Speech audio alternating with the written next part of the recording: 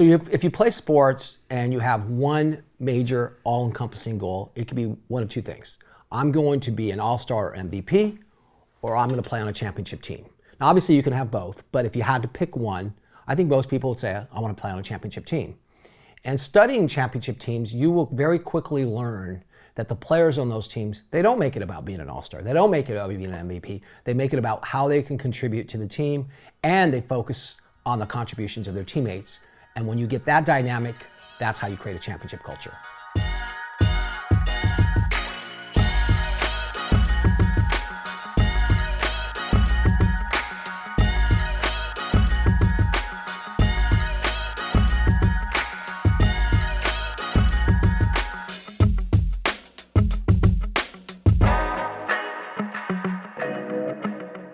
If you're a young lady and you play soccer in the United States, there's a group of ladies that you owe gratitude to for the rest of your life as a player, and that's the 1999 World Cup soccer team.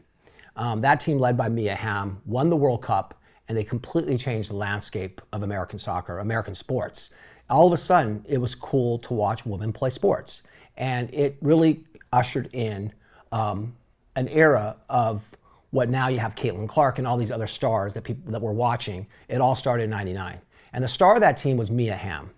And Mia Hamm, at a very young age, already at that time, understood the importance of herself and maybe the team, but really of herself to the game. And she didn't make it about herself. She always wanted to include other people. So when she was invited to be on a magazine cover, as an example, she insisted that her teammates join her and they'd be on the cover with her.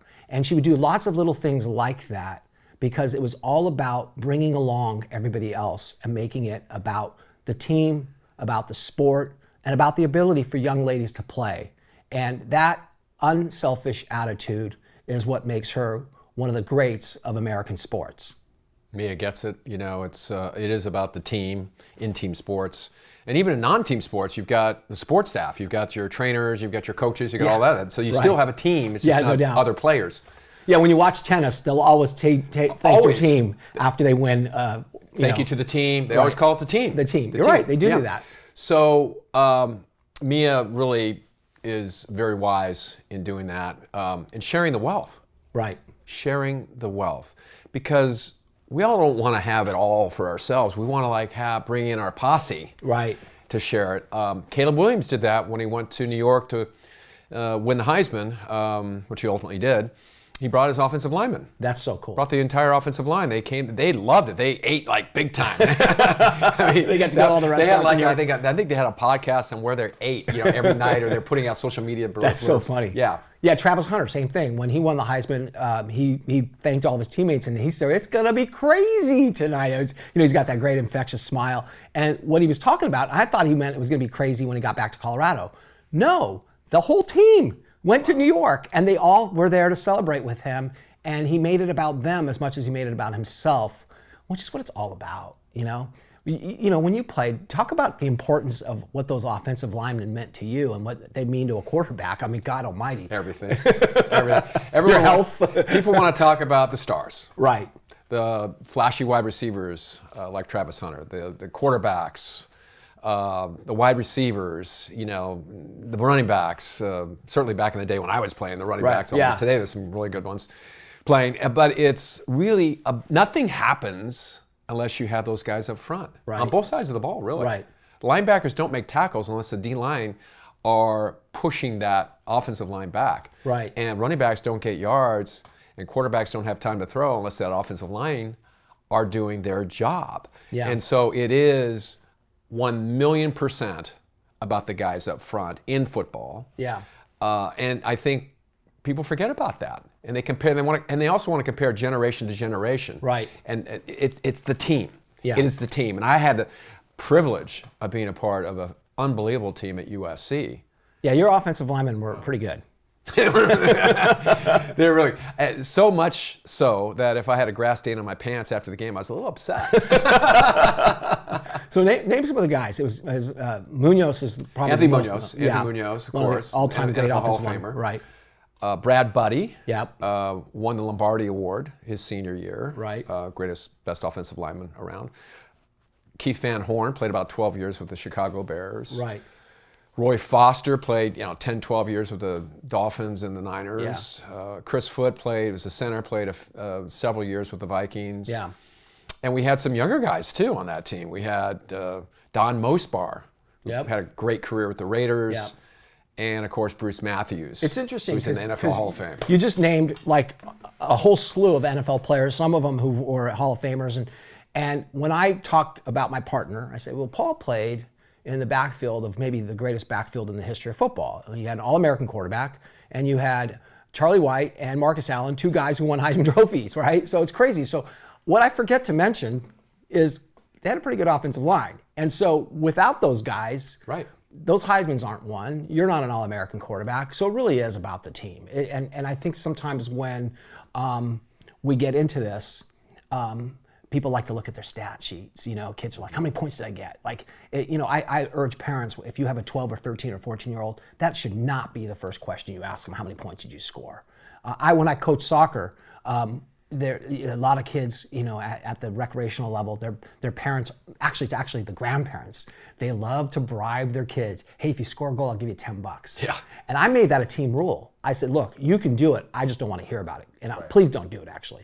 Because once you start making it about, if you score a goal, I'm going to give you $10, or I'm going to take you to McDonald's, or whatever the bribe is, then the kid isn't looking at the optimum moment to make a pass to an easier goal score. He just wants to score a goal. Yeah. And it's all about him, and it's about the team. And right at a very young age, you're teaching a really bad lesson. I made it to the NFL because we had a great team. We had a national championship team. Right. And rising tide lifts all boats. Yep. On my senior year 1979 roster, we had 37 players that actually played at least 1 year in the NFL. That's amazing. 37. Yeah. So more than a third of the players on that roster played at least 1 year in the NFL. So I think everyone benefited from that. And it was all a team no doubt effort that got us across the finish line. And that's why I had an opportunity to get to the league. 100%. So you look at like high school basketball, there's only 5 guys on the court at a time. There's one ball, and you want to, again, pad that stat sheet. You want to get those points because some recruits are looking, and if you're scoring 9, 10, 11 points a game, maybe that doesn't look as good as 17, 18 points a game, right? So you start thinking about that. But you don't realize is they're watching your game. They're seeing if you're taking bad shots. They're not blind. They see it, and they see you as you climb up the ladder through the playoffs. They go, is this kid a winner? Those intangibles count for much more than people realize, and those stat sheets end up being nowhere near as important as people put credence to. It's really, what kind of a player are you? I know I talk a lot about football because that's what I played, but think about the wide receivers and tight ends. Right. You have to catch the ball, you have to get stats that way, but the NFL guys and college days, can you block? Right. Can you block downfield? Yeah. Receivers blocking downfield help the running game immensely to get the extra yards.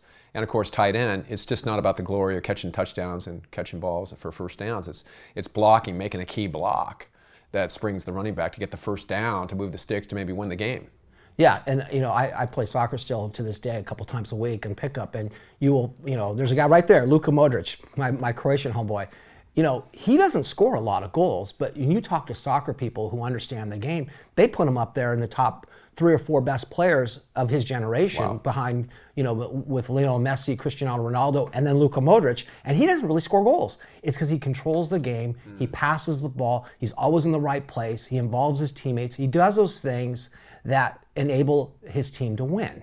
And that's what it's about. That's why you're there. You're not there to pad your stats, you're there to help your team win. Because if you win, you get rings and you get trophies. Yep. And no one can take that away from you. No. And that lives on forever and ever. They will forget. People will forget stats. Yeah. People will forget that stuff. Yeah. Oh, he had a great year. He had 10, this or that, or he scored 40, or whatever the deal is. 3 goals in a game. Did you win the World Cup? Right. Yep. And I will argue, if you are the guy who got an All-Star trophy or an MVP trophy or whatever, you've got that one trophy in your mantle, and it's you can share it with your family and all that, okay. But there's nothing like sharing something with all of your teammates. Yes. There's a great ESPN documentary called Survive and Advance about Jim Valvano's North Carolina State team. And all the players are sitting around the table and they're talking about, remember this, remember that. And those guys have a bond that will last forever because they were this little Cinderella team that won a national championship. And that, ask any of them, will completely supersede any individual trophy or award they ever won, but exponentially more. Look at the Stanley Cup. Oh, it's the best. The skaters, the hockey players, they cart that around. They all have their turn to hold it and skate around the rink and take it home and pass it around. That Stanley Cup's been in some weird places, which we can't talk about because this is a family show. Exactly. But that's what's cool, is hoisting that trophy. Yeah, and when you are hoisting that trophy, you're making it about the group. You're making it about something other than yourself. You're playing for somebody other than yourself. There's always that purpose. And when you're playing for others instead of playing for yourself, you play better. And there's something that you will see when you watch a team after they've won a game or they've won a championship. They very, very much always talk about how the reason their team was so successful is they played for each other. They didn't just play for themselves. And there's a concept around that point. It's taking it out of your own ego, and it's called power versus force. When you just play for yourself, your own stats, your own fame, your own money, your own this, that's very much a position of force. We're going to force this, and that's the concept. And a position of power is going outside your own ego, doing it for your team, doing it for your community, doing it for society, right, or the pure love of the game. Right. That's why you're doing it. And the concept says, basically, is the universe will conspire with you to bring it about if you're doing it for something other than yourself, because right, it brings in others, it brings in that energy, right, throughout. Yeah, and on the subject of power and community, I would urge high school coaches, student athletes, if you're watching this, one of the greatest things you can do in your community is, as a team, go out into your community.